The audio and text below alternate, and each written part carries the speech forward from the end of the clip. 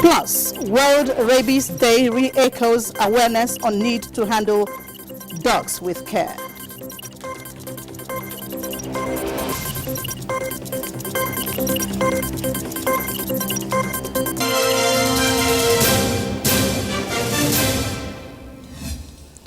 We begin with national development and corruption fight. The National Ethics and Integrity Policy aimed at enhancing good and ethical conduct of the Nigerian citizenry has been unveiled by President Muhammadu Buhari. Performing the ceremony during the second National Summit on Diminishing Corruption in the Public Sector, the President described corruption as corruptive tendencies as abhorrent to the nation's core ethical values. State House correspondent Adamu Sambo reports that the event was organized by the Office of the Secretary to the Government of the Federation in collaboration with the ICPC as part of Nigeria's Diamond Jubilee celebration. The National Ethics and Integrity Policy, already approved by the Federal Executive Council, is part of government's aspiration towards rediscovering Nigeria's cherished traditional ethical values. Amongst them, honesty, integrity, hard work, truth and justice, unity, faith, as well as consideration for one another, irrespective of status or background.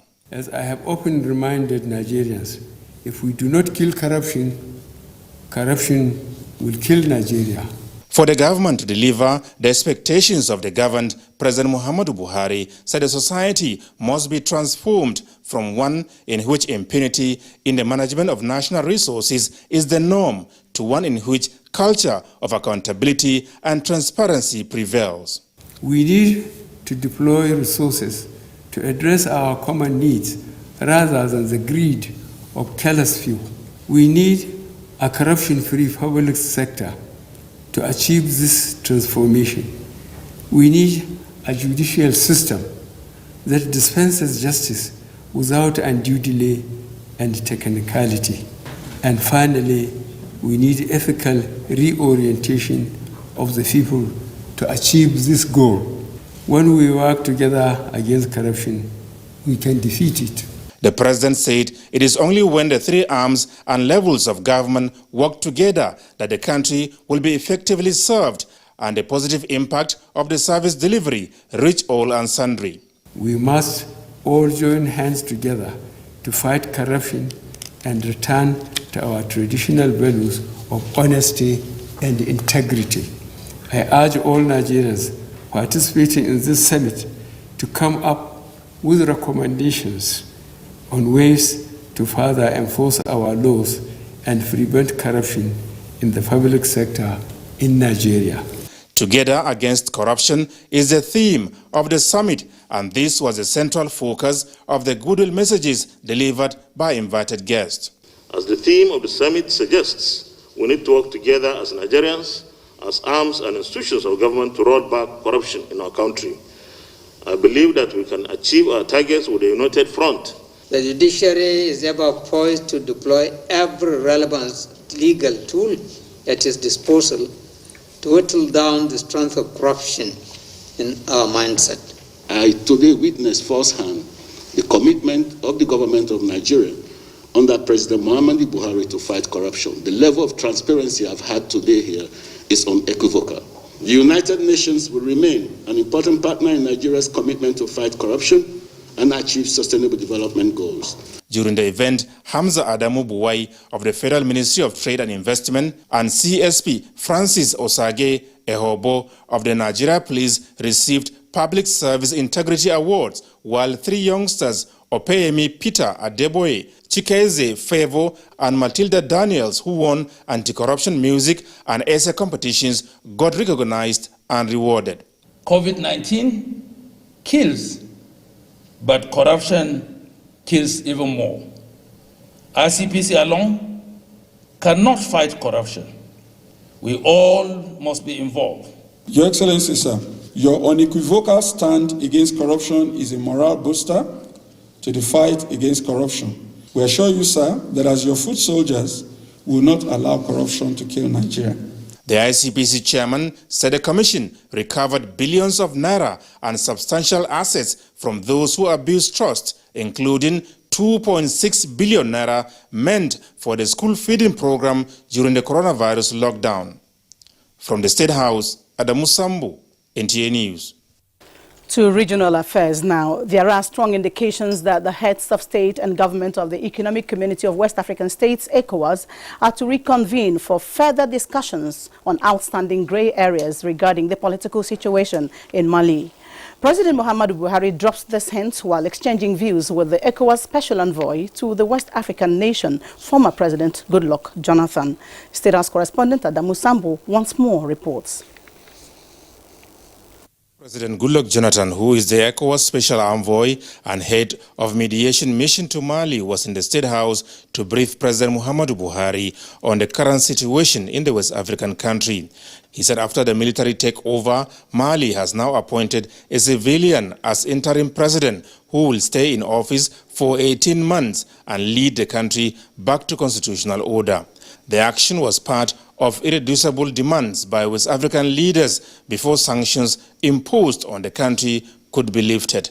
Dr. Jonathan, however, said the military leaders are yet to satisfy ECOWAS' demand of a full civilian as vice president and what his roles would be in government.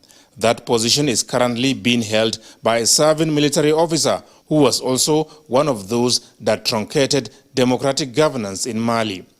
President Muhammadu Buhari counselled the special envoy to present a formal report to the new ECOWAS chairman, President Nana Akufo-Addo of Ghana. The Ghanaian leader, he explained, will then write to them officially so that the next line of action would be determined. The president maintained that with about 2/3 of Mali currently under occupation by terrorists, the priority of the military should be to secure their country rather than hold on to power. From the State House, Adamu Sambu, NTA News. And on the global scene, for Africa or for countries to achieve the 2030 agenda, the international community must pay close attention to the nexus between illicit financial flows and the inability of most developing countries to mobilize enough domestic resources to finance their development priorities. Vice President Yemi Osinbajo stated this at the launch of our United Nations Economic Development in Africa report on tackling illicit financial flows for sustainable development in Africa.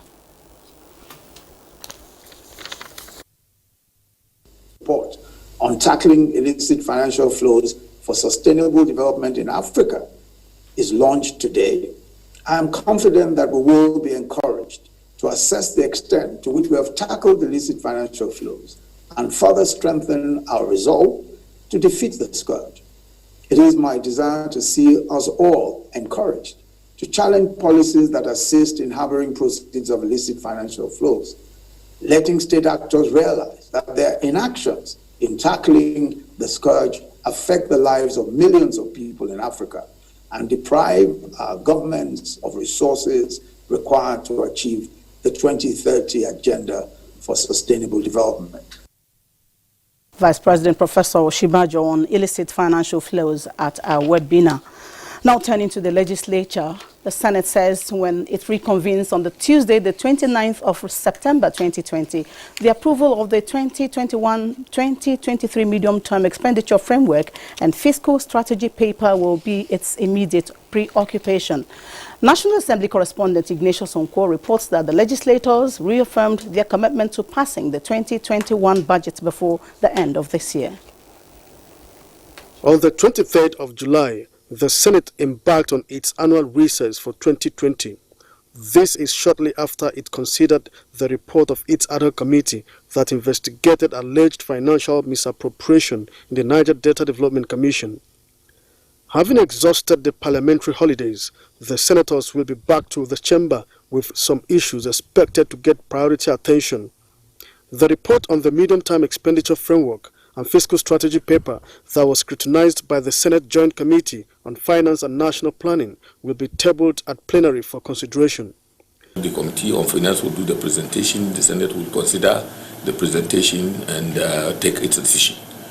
The 2021 budget, which we believe Mr. President will present in, we will do everything within our powers to maintain the budget cycle, from January to December. The Senate is expected to commence legislative works on the Electoral Act Amendment Bill with March 2021 as target period for passage. So we want to sit down and work assiduously on the Electoral Act to ensure that a lot of these major issues are concluded before March 2021. The Petroleum Industry Bill and the Constitution Review will also be set in motion. Yes, the procedures have been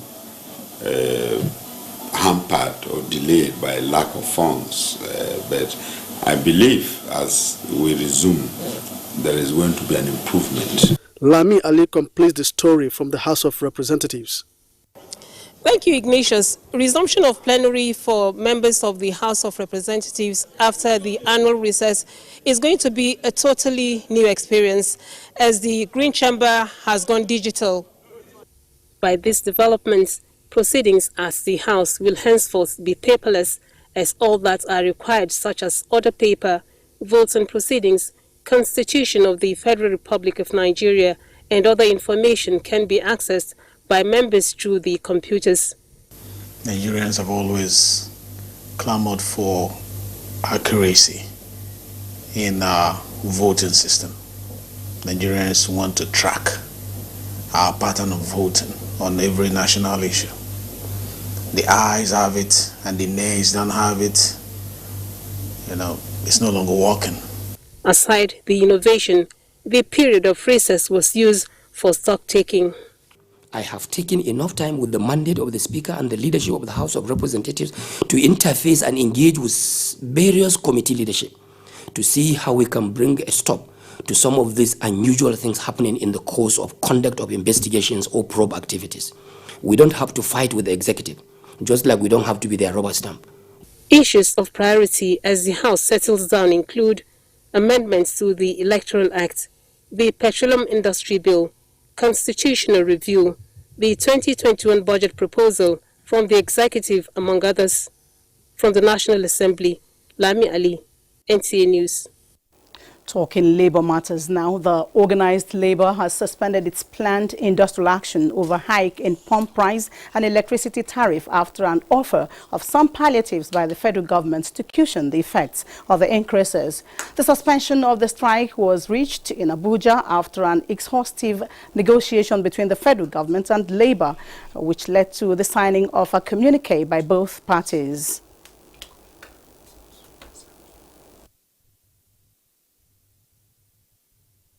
At once, and this understanding is to have a plan on how those issues shall be finally resolved in the future.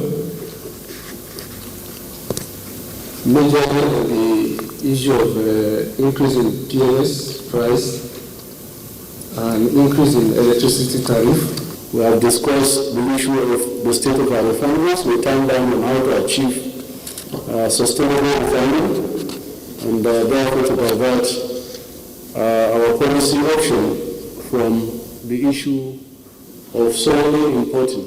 Federal government will make available to organized labor 133 members CNG LPG driven mass transit buses immediately and provide to the major cities across the country on a scale on the basis thereafter to all states and local government before December 2021. To set up a technical committee which will work for a duration of 2 weeks to examine the justifications for the new policy in view of the need for the validation of the basis for the new cost reflective tariff as a result of the conflicting information from the fields which appeared different from the data presented to justify the new policy by Nigeria Electricity Regulatory Commission, NERC.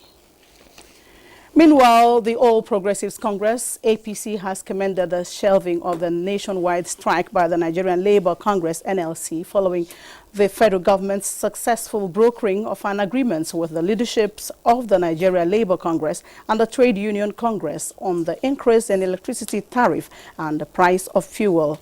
The party, in a statement by its Deputy National Publicity Secretary, Yekini Nabena, says the gesture is a positive development in line with the proven pro-people stance of President Muhammadu Buhari-led APC administration, which has always put the welfare and interest of the masses first in policy decisions and implementation. On the electoral scene, the Independent National Electoral Commission, INEC, prepares to deploy full technology in the conduct of elections in the country. Mia Ogidi reports. The Edo governorship election is over, and INEC is the smiling child. Almost everyone says thank you and thank you for a job well done. I've not had anything report at all about the police, and that's a huge difference. I want to commend INEC for making sure that the people voted in the various polling units.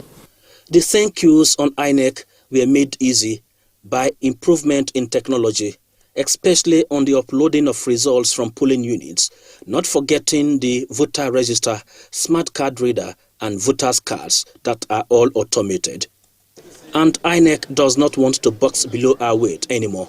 So, electronic voting machines are to be deployed, and 40 manufacturers are already showcasing their products before INEC.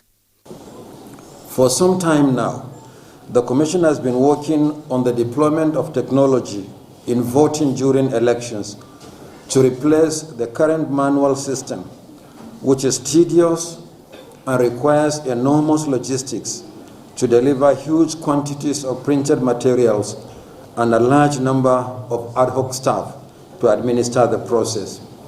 It is an exciting adventure of determination and commitment by an ambitious umpire trying to satisfy a demanding client. Mia Ogidi, NTA News. You're watching the news on NTA International. We shall take a break now and be back in a moment. Stay with us. From dusk to dawn, 24 hours a day, NTA International is with you in your living room, office, everywhere and anywhere. We provide the company you desire in terms of balanced and up-to-date news, programs and the best of entertainment. Tune in to DSTV channel 251, GoTV channel 91, Freeview UK channel 264, or you can download www.visiontv.co.uk. App for iOS or Android, Intelsat 901 degree east. You can also see us on Facebook and YouTube for quality content on the go. NTA International, Africa's window to the world. Thanks for staying with us. As part of activities lined up to celebrate Nigeria at 60, a historical arts exhibition got underway in Abuja, the nation's capital city. Anthony Forson was there. The art exhibition under the auspices of the Federal Ministry of Information and Culture is titled Nigeria, a Country of Colors. It is an opportunity for the Federal Ministry of Information and Culture to showcase the best of Nigeria's cultural heritage to the world and highlight the oneness of Nigerians in the area of traditional dresses, music and musical instruments, visual arts and paintings. There are also beads, textiles, pottery and hairdo, which are the features of our expressions of life in Nigeria. Information and Culture Minister Lai Mohammed, who declared the exhibition open, said the exhibition serves as a mirror of the society, depicting our way of life, realities, dreams and vision for the future, pointing out that art functions as a medium of interpreting society and the characteristics of the people's way of life, noting that art has remained a constant appeal, hence the theme for the 60th anniversary celebration, Together. Our togetherness is inherited from the major cultural streams and is reflected in the diversity of styles. I'm glad to note that our artists are not mere imitators. Rather, they work from intimate understanding, knowledge, and experience of local life, which they are part of. Permanent Secretary, Federal Ministry of Information and Culture, Deaconess Grace Isugepe, said the exhibition was put up to inject creativity into the celebration. It is aimed at strengthening and deepening the understanding of our unity in diversity as well as the socio-economic era prevalent from 1960 to date. The exhibition is open to the general public. In Abuja, Anthony Forson, NTA News. And moving on, a dog is said to be man's best friend, which perhaps explains why it is one of the most common domestic animals. This man's best friend, however, carries a certain disease that leads to death whenever it is contracted, especially by children below 15 years. Uche Ugochukwu tells us about this disease that the world has to even set aside a day like this to mark annually. Like many people, Michael Ogun loves and owns a dog. What separates him from many others, however, is the fact that he knows how to care for his dog. Every year we get our dog immunized, vaccinated basically, and they have the anti-rabies vaccination that you are supposed to vaccinate your dog every year against. And then every 6 months we try and fumigate our compound, fumigate the dog house, and to help kill or prevent a lot of things that might affect the dog and us. Numerous dogs straying on the streets portend a danger of being carriers of rabies, a highly infectious disease transmitted mostly through dog bites. So any human that is bitten by an infected dog, invariably, if that fellow is not given post-exposure prophylactic of the rabies vaccine, of the human anti-rabies vaccine, the chances are high that the human will come down with it, and it's fatal. But also they are highly sensitive to heat. So if you have warm water with soap and then you scrub that area where you got that bite by either a rabid dog or non-rabid dog, it is always very effective in controlling the infection. Data from the Nigeria Center for Neglected Tropical Diseases shows that 55,000 people die from rabies yearly. It is to draw attention to and prevent all this that the 28th of every September is marked as World Rabies Day. The theme of 2020 edition draws attention to the importance of dog vaccination and need for concerted efforts to meet the 2030 target of eliminating human deaths from rabies. Uche Ugochukwu, NTA News. And joining us in the studio is the Chairman, Nigeria Veterinary Medical Association FCT chapter, Dr. Bala Mohammed, to speak more on rabies and man. Dr. Bala Mohammed, you're welcome to our studios. Thank you so much for having me. Now, looking at the theme, End Rabies, Collaborate and Vaccinate, how well is Nigeria doing in this regard, especially making rabies vaccine accessible and affordable? Thank you so much. It's that of a mixed feeling, and I will just be very grateful to efforts like what we are having this evening in raising awareness by a station like this, in making sure that people take note of how dangerous this disease is in our life. You saw the statistics posted there that about 55,000 Nigerians die every year to rabies infection, and therefore it is very important that we pay attention to what the theme of this year actually requires, that we must collaborate. Collaboration here means that we must work together, the dog owners, the journalists, the veterinary doctors, those in the environment, the human medical practitioners must collaborate in making sure that we bring to an end this deadly disease. Rabies is one of the most important zoonotic disease that is affecting our people today in Nigeria, and it has been identified that 95% of this death from rabies is actually coming from domestic dogs. So if you have it really open, clear like this, it is important that we close in on these domestic dogs and see how we can vaccinate as many as possible. Dr. Bala Mohammed, you mentioned collaboration, you also mentioned sensitization. Now, in the face of dwindling economy, what should Nigeria do to ease the economic burden of rabies infection? Well, thank you for that question, and that is why I see the theme of this year's celebration as apt and very correct. The strategy is One Health strategy.